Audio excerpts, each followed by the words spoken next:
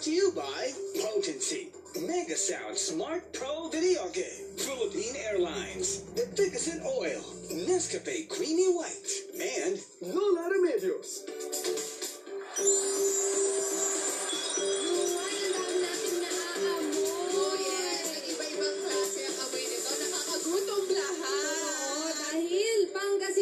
Papasyalan natin today. Ang Pangasinan po ay nasa Ilocos Region. That's right. Kilalanin na natin ating Miss Millennial Pangasinan 2019, Gwendolyn Melis Soriano. See the home of more than 100 wonders with Limgasta Pangasinan 2019, Gwendolyn Melis Soriano, Miss Millennial Pangasinan 2019.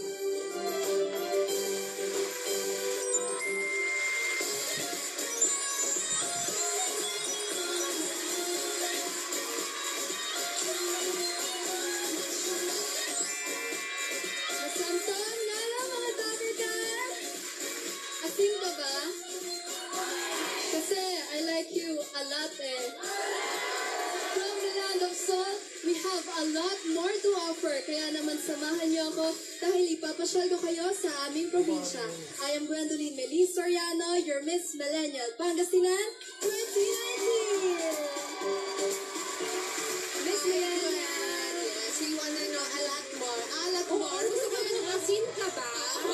Dahil I like you a lot. A lot more about Pangasinan ang aalamin natin today. And unang si Gwendolyn ay fourth year Mass Communication student. Miss Communication.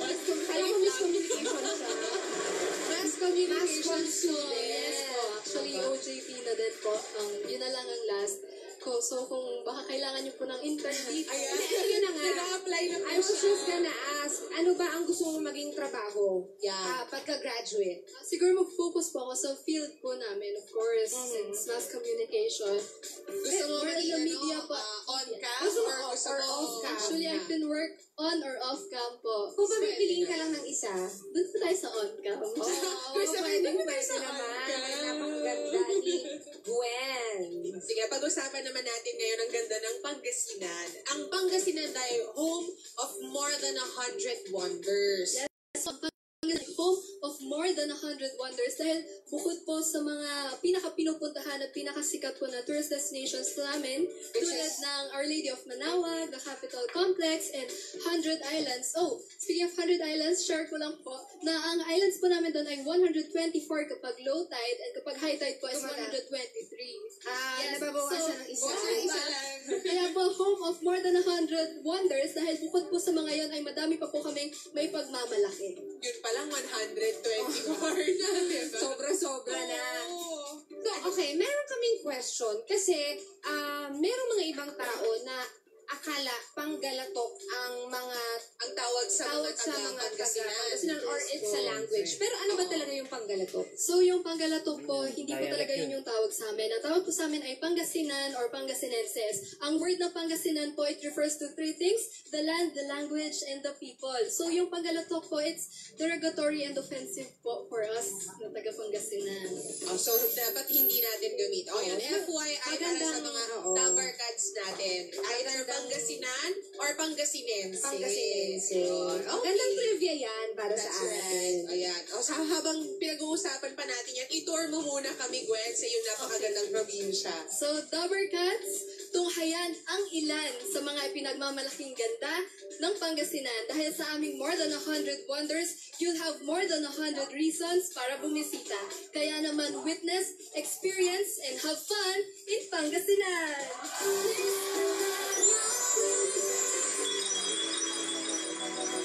Faith, farm, food, and fun, dito yan matatagpuan sa majestic province of Pangasinan. Kaya naman samahan niyo ako, Galila, Pashar, Pangasinan!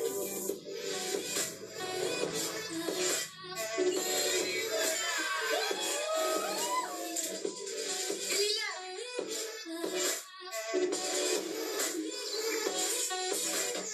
Experience the joy of organic farming here in our Farm Republic, the first organic farm here in Pangasinan. Yay! Dobercats, ito na yung pilitas natin.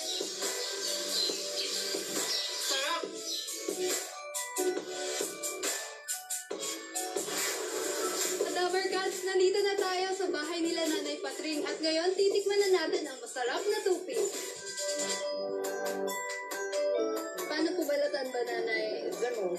Parang saging din. So, ito na yung latong tupig. Tikman na natin.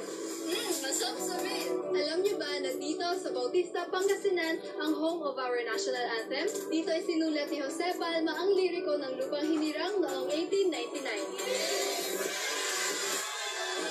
Dito sa Pusurubio, Pangasinan, matatagpuan ang world-class swords na makikita sa iba't ibang international films.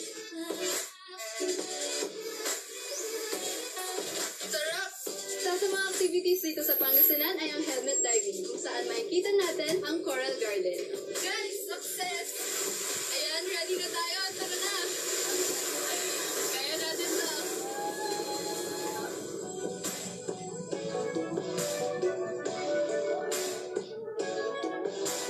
Guys, vamos! This is Pangasinan, the home of more than 100 wonders. My province, my pride, my hope. I am Gwendolyn Melis Soriano, your Miss Millennial Pangasinan 2019.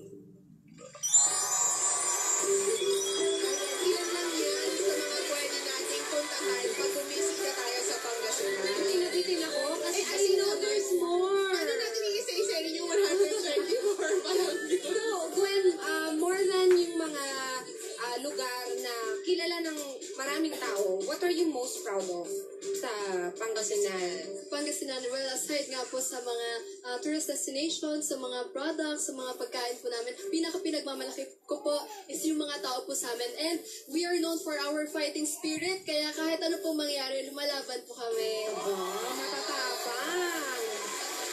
So, bukod sa mga ipinakita mo na binisita mo, alin ang pinaka-favorite mo talaga na pinupuntahan? Lugar. Sobrang na-enjoy ko po yung sa Lingayen Golf po, yung jet ski, and sa 100 Islands po yung helmet diving. Nahanap ko po si Nemo. Kasi nahanap ko si Nemo. Si Dory. Si Dory. Nandun pa. Alam mo, ang ganda talaga. Ako, I've been to the 100 Islands. Napakaganda talaga. Lapit lang, no? Correct. Pwede mo talagang bisitahin. At saka, isa pang binibisita talaga ng mga tao, sinasadya na puntahan at bisitahin ang Our Lady of Manawag. Well, in fact po, tomorrow po is, celebrate po natin yung feast po ng Our Lady of Manawag dahil dalawang beses po yung celebration niya. Yung una po is the 3rd Wednesday po after Easter and bukas po the 1st Sunday po ng October. Ang dami na namang tao sa inyo naman. Dadagsay na naman ang mga tao ang Pangasinan. That's right. So, sige, maliban sa mga lugar na pwede nating bisitahin sa Pangasinan, ano naman yung mga dapat hindi namin palampasin na pagkain pag bumisita Anong doon? mga Sabi ka ng must top tries? Top Yes. three. Yes, sige. Top So, three. ang una po is puto kalasyaw. So, ito po Ito siya. siya. Nakikita. Ito daw nasa tenga niya. Ay, ito pala. Sa tenga niya. So, ayan po yung miniature ng, ayan, puto kalasyaw. Ito po siya.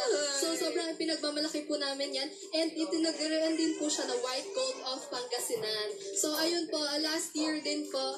Last year, nasungkit po namin yung Guinness World Records for the largest photo mosaic po sa Kalasyaw, Pangasinan. Wow, kasi gano'ng kalaki yung masok na yun. Nasa din. And of course, second After the po, puto, ito po, Lingayen Lechon Bagoong. Ang bagong-bago po, kalalaunch lang po yan last month kasi kilalang-kilala po ang Lingayen sa Bagoong po. So ngayon, ginawa nila ng twist, ginawa nilang Lingayen Lechon Bagoong. So instead of asin po, Bagoong po yung nilalagay na pampalasa. And super safe po ang baboy po sa amin. Kung gusto niyo pong patunayan, ako po unang titikim. yes, ganun siya kasi. Siguro ng taste tester. Yung aming mga taram special tupig po. Sino ba naman ang kilalang-kilala po yan kahit saan. Galing ba yan kay Aling Patrick? Oo. Yes. Anong difference yan sa tupig ng ibang lugar? Well, iba po talaga yung sarap pag galing sa Pangasinan. So, itry nyo po para malaman nyo po. Mamaya try natin. Itatry natin. Naamoy ko yung siguro yung banana leaf yun na Oh, pwede. inihaw, no? Ang bango. Oo. Masunog-sunog na amoy.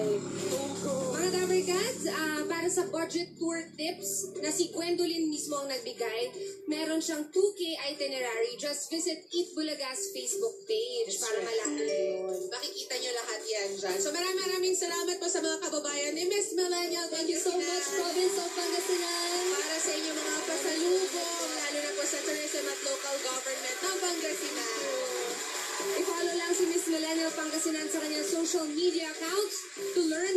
Cotabato Province. That's right. May regalo ka mula sa kasama naming naghahatid ng Miss Millennial Philippines. Meron kang gift pack from Potency, the beauty of immunity. Meron ka rin Mega Sound Smart Pro Video Kaya Experience Music and more. May 18,000 songs na may free song updates pa.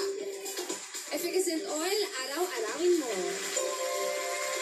Ang Miss Millennial Philippines ay hatid din ng Nescafe Creamy White. Mas masarap ang buhay pag walang pait. Lola Remedios All Natural Supplement. Lola Remedios, Remedios ng Pinoy. At ng Philippine Airlines, Plywood Philippine Airlines, the heart of the Filipino. We would also like to thank H&M Clothing. Thank you, Gwendolyn. Ako, imitahan mo naman muna ang mga Dabber Cats natin na bumisita sa iyong probinsya. So, ayan mga Dabber Cats, kung hanap nyo ay lugar kung saan hindi nauubusan ng pupuntahan, ng kagandahan, at ng mga taong kaya kang ipaglaban. Sa Pangasinan, wala ka nang hahanapin pa, ikaw na lang ang kulang. Kaya ano pang hinihintay nyo? Halina, pasya, Pangasinan! Thank you very much. Maraming salamat, Miss Millennial Pangasinan, Gwendolyn Melis Soriano. Thank you, Gwen. O, eto naman, patikim, Dabber Cats. Next week, ito mga bibisitahin natin. Meron tayong Benguet with Kuya Ryan Agoncillo. That's Ryan, meron tayong Catanduanes. Meron din tayong Maguindanao na matatagpuan sa farm. At first time na makakasama natin sila sa Miss Millennial Philippines. Bibisitahin din natin ang Camarines Tour kung saan nagmula ang ating first Miss Millennial. That's right. At ito pang isa pang first timer, ang Lanao del Norte sa Northern Mindanao naman. Dito lang yan lahat sa Miss Millennial Philippines 2019. Thank you, guys.